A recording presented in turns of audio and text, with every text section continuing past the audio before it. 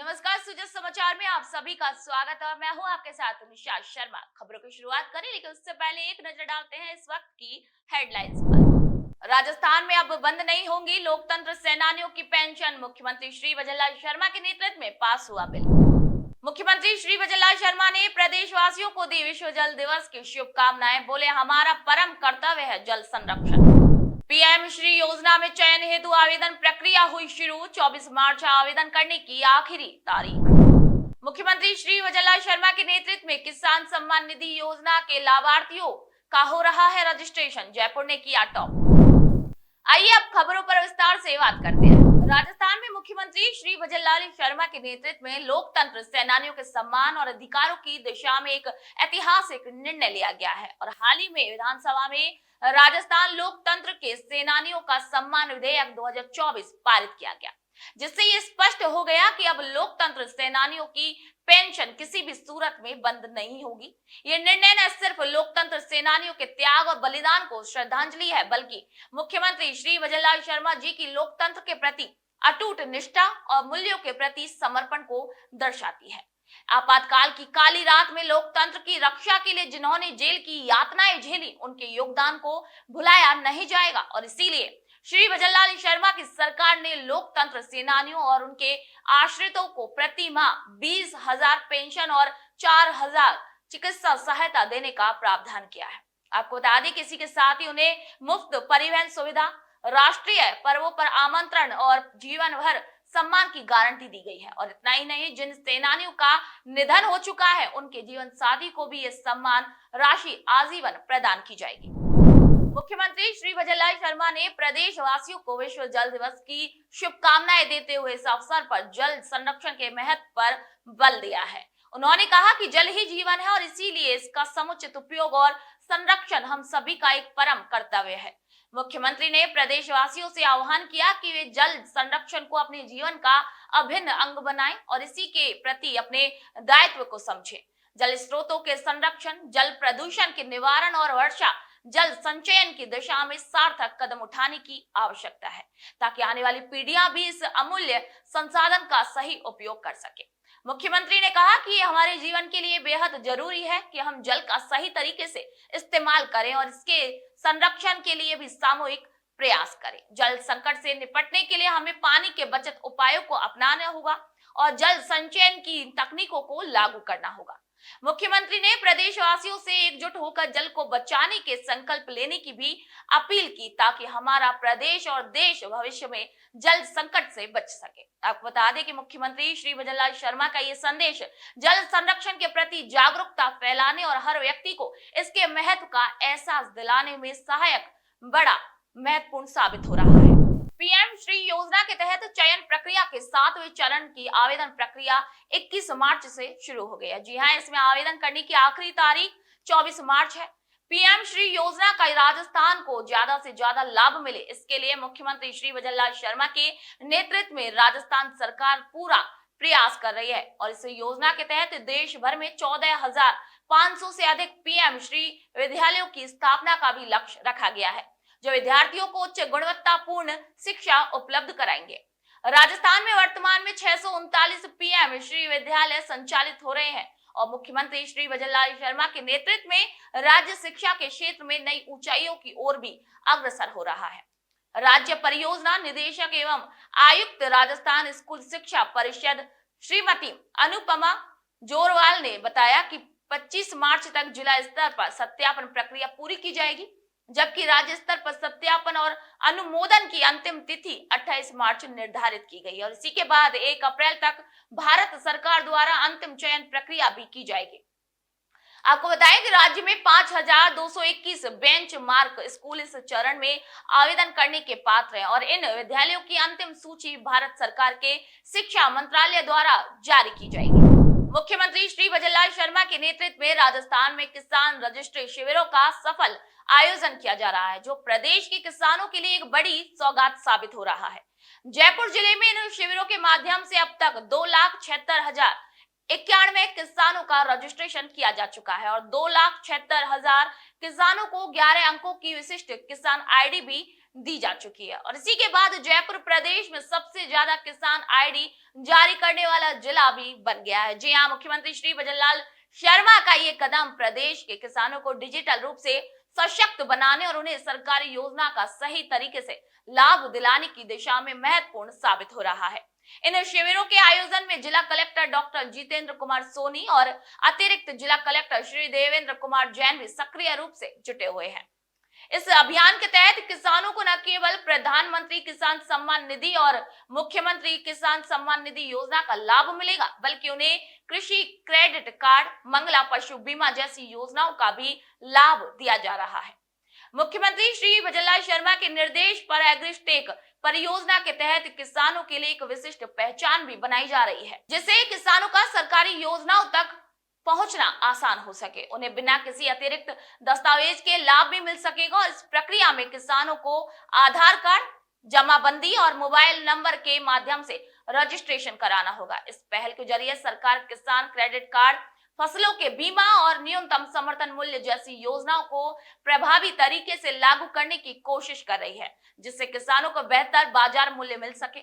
मुख्यमंत्री श्री भजनलाल शर्मा का ये प्रयास ये सुनिश्चित करेगा कि राज्य में किसानों को उनकी मेहनत का उचित मूल्य मिले और उनके जीवन में बेहतरी आ सके।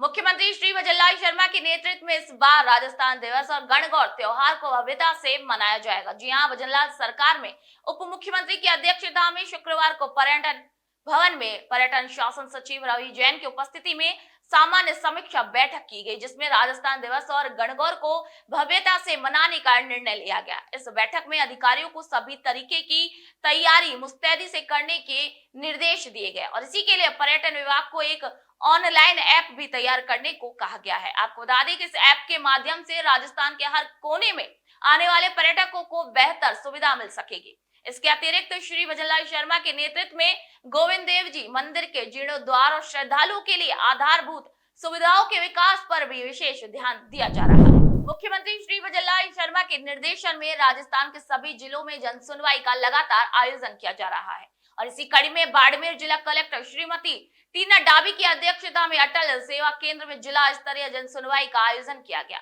इस दौरान जिला कलेक्टर ने 153 परिवारवादों की सुनवाई की, जिनमें अधिकतर मामले नगर परिषद के पट्टों, रास्तों पर अतिक्रमण, सड़क निर्माण, विद्युत कनेक्शन, पानी के कनेक्शन और पंचायती राज से जुड़े हुए थे। इन्हें संबंधित अधिकारियों को त्वरित समाधान के निर्देश दिए गए। इसके अलावा कुछ मामलों में अनुदान की समस्या और जल जीवन मिशन से जुड़ी शिकायतें भी आई, जिनका त्वरित समाधान भी किया गया। जन सुनवाई में वीडियो कॉन्फ्रेंसिंग के माध्यम से उपखंड अधिकारी, तहसीलदार और अन्य विभागीय अधिकारी भी शामिल हुए। कलेक्टर श्रीमती टीना डाबी ने बताया कि मुख्यमंत्री श्री भजनलाल शर्मा द्वारा त्रिस्तरीय जन सुनवाई व्यवस्था लागू की गई है, जिसमें ग्राम पंचायत, उपखंड और जिला स्तर पर समस्याओं का समाधान किया जाता है। टीना डाबी ने कहा कि जिला स्तर पर होने वाली जन सुनवाई में सभी विभागीय अधिकारी मौजूद रहते हैं, जिससे समस्याओं का भी समाधान तुरंत किया जाता है। मुख्यमंत्री श्री भजनलाल शर्मा के नेतृत्व में बूंदी जिले में अब अंतर्राष्ट्रीय स्तर की खेल सुविधाओं का विस्तार हो रहा है, जिससे जिले के खिलाड़ियों को अपनी प्रतिभा निखारने का बेहतरीन अवसर मिल रहा है। मुख्यमंत्री श्री भजनलाल शर्मा की पहल और बजट घोषणाओं के तहत खेल संकुल का भी निर्माण किया जा रहा है, जिसमें तैराकी के लिए तरण ताल, सिंथेटिक रनिंग ट्रैक और अन्य खेलों के लिए सुविधाएं भी उपलब्ध करवाई जा रही हैं। मुख्यमंत्री श्री भजनलाल शर्मा की पहल पर खेल संकुल की नींव रखी गई थी और अब ये सपना खिलाड़ियों के लिए भी एक वरदान साबित हो रहा है। मुख्यमंत्री श्री भजनलाल शर्मा के विजन के तहत ये खेल संकुल जिले के बच्चों और युवाओं को उच्च स्तर के प्रशिक्षण की सुविधा देगा, जिससे वे राष्ट्रीय और अंतरराष्ट्रीय स्तर पर राज्य का नाम रोशन कर सकेंगे। इसके अलावा बुजुर्गों के लिए भी वॉकिंग ट्रैक की सुविधा उपलब्ध कराई जा रही है, जिससे वे सुरक्षित और प्राकृतिक वातावरण में टहलने का आनंद ले सकेंगे। अब जिला कलेक्टर श्री अक्षय गोदारा भी नियमित रूप से खेल संकुल का निरीक्षण कर रहे हैं, ताकि सभी काम समय पर पूरा हो सके और खिलाड़ियों को भी हर संभव सहायता मिल सके। इसके अलावा kho kho, kabaddi, volleyball, basketball, table tennis और खेलों के लिए भी सुविधाओं का विस्तार किया जा रहा है। आपको बता दें कि मुख्यमंत्री श्री भजनलाल शर्मा का ये कदम निश्चित रूप से बूंदी को खेलों के क्षेत्र में एक नया मुकाम दिलाएगा। राजस्थान के हनुमानगढ़ में प्रथम नवरात्र के साथ शुरू होने वाला ऐतिहासिक मां भद्रकाली मेला इस बार 30 मार्च से 6 अप्रैल तक आयोजित होगा। इस मेले को सफल बनाने के लिए मुख्यमंत्री श्री भजनलाल शर्मा के नेतृत्व में सरकार भी पूरी तरीके से जुट गई है और इसी के लिए जिला प्रशासन और देवस्थान विभाग ने अपनी तैयारियां भी शुरू कर दी है ताकि श्रद्धालुओं को बिना किसी परेशानी के इस धार्मिक आयोजन का आनंद मिल सके। जिला कलेक्टर श्री कानाराम की अध्यक्षता में गुरुवार को आयोजित बैठक में सभी आवश्यक व्यवस्थाओं पर चर्चा की गई। कलेक्टर ने पेयजल, शौच, विद्युत, चिकित्सा, सफाई, सड़क, यातायात और भीड़ नियंत्रण जैसे महत्वपूर्ण विषयों के लिए विभागों को दिशा निर्देश जारी किए। उनका कहना था कि ये मेला आस्था का प्रमुख केंद्र है और इसीलिए श्रद्धालुओं को कोई भी असुविधा नहीं होनी चाहिए। इस मेले में लगभग 2 लाख श्रद्धालुओं के आने की उम्मीद जताई जा रही है। मेला स्थल पर 124 अस्थायी दुकानें, 2 पार्किंग स्थलों और 1 मनोरंजन स्थल की नीलामी भी की गई है, जिससे देवस्थान विभाग को 20 लाख रुपए से ज्यादा की आय भी प्राप्त हुई है। ये मेला न केवल धार्मिक आस्था का प्रतीक है बल्कि ये स्थानीय व्यापार और पर्यटन को भी बढ़ावा देगा।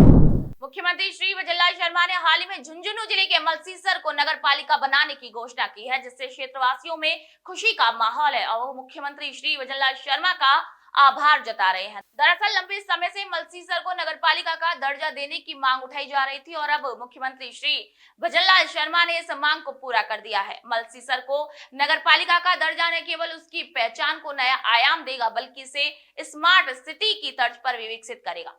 अब मलसीसर में सफाई, प्रकाश व्यवस्था और शहर के सौंदर्यीकरण को एक नया रूप मिलेगा। मलसीसर के नगरपालिका बनने से क्षेत्र में विकास के पंख लगेंगे और यहाँ के निवासियों को बेहतर बुनियादी सुविधाएं भी प्राप्त होंगी। अब मलसीसर को नगरपालिका बनाने की अधिसूचना भी जल्दी जारी की जाएगी और इसी के बाद ये कस्बा स्मार्ट सिटी के रूप में एक नई पहचान बनाएगा। आपको बता दें कि मुख्यमंत्री श्री भजनलाल शर्मा का ये कदम निश्चित रूप से मलसीसर के विकास में एक मील का पत्थर भी साबित होगा। माननीय मुख्यमंत्री महोदय ने बजट में मलसीसर को नगर पालिका का जो दर्जा दिया है उसके लिए मैं माननीय मुख्यमंत्री जी भजनलाल शर्मा जी को बहुत बहुत धन्यवाद देता हूं और मलसीसर की जनता को बहुत बधाई देता हूं।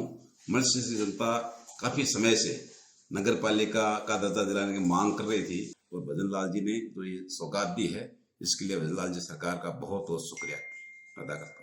नगर पालिका दर्जा मिलने के बाद जो नगर पालिका शुरू होगी तो सफाई व्यवस्था, लाइटिंग व्यवस्था की अच्छी सुचारू रूप से व्यवस्था होगी और लोगों में बड़ा जोश है और खुश हैं। भजनलाल जी शर्मा को बहुत बधाई दे रहे हैं और यहाँ के लोकल नेताओं का भी कह रहे हैं कि इनका बड़ा योगदान रहा है, संगठन का भी योगदान रहा है, इन सबको बधाई दे रहे हैं। तो सूजन समाचार में आज के लिए इतना ही। कल फिर आपसे मुलाकात होगी नई खबरों के साथ, तो तब तक के लिए नमस्कार।